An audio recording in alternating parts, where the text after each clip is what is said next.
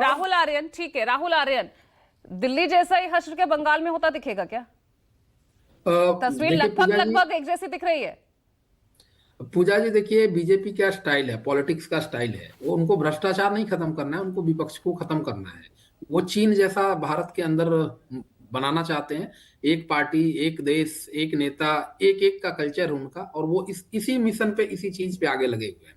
Bharatiya Janata party की जो राजनीतिक विंग है, जिसे आप संवैधानिक संस्था कह रहे हैं, वो कागजों पे संवैधानिक संस्था थी। महाज्ञानी तो रावण भी था, लेकिन वो क्या करता था उससे ज्यादा फर्क पड़ता है। ईडी का एग्जीक्यूटिव कंट्रोल भारत के वित्त मंत्रालय के पास है, और ईडी का कोई भी मूव वित्त मंत्रालय या यूं कहिए कि अप्रत्यक्ष रूप से अमित शाह के आदेश के बिना नहीं होता है।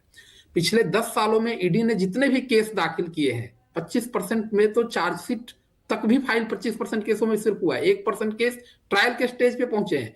193 नेताओं में सिर्फ एक नेता आज तक दोषी साबित हुआ है। और एक बहुत बड़ा सवाल है, आज सब जान रहे हैं कि टीएमसी का चुनाव आईपैक मैनेज कर रहा है। कोई ये बताए कि बीजेपी के लिए कौन सर्वे करता है? कोई ये जांच करके दिखा दे कि बीजेपी की सर्वे एजेंसी कौन सी है, उस एजेंसी की फंडिंग कैसे होती है? क्या किसी के पास हिम्मत है? भाई ये कंपनी ममता तो खुद 2014 में जो है लोकसभा चुनाव में बीजेपी के लिए काम जी कर रही थी। बिल्कुल, लेकिन आज आज बीजेपी के लिए कौन सर्वे कर रहा है? क्या कोई पुलिस, क्या कोई जांच एजेंसियां आज बीजेपी के सर्वे एजेंसी तक पहुंच सकती है? ईडी के बारे में जो कुछ बहुत अच्छे अच्छे शब्द देश के न्यायालयों ने कहे, ED can not like act like a crook, अगस्त 8 2025 को। क्रूक का मतलब आपके दर्शकों लिए कुटिल है, संयंत्र रचता है। एपेथेटी एंड आर्बिट्ररी डिसीजन आप नहीं ले सकते।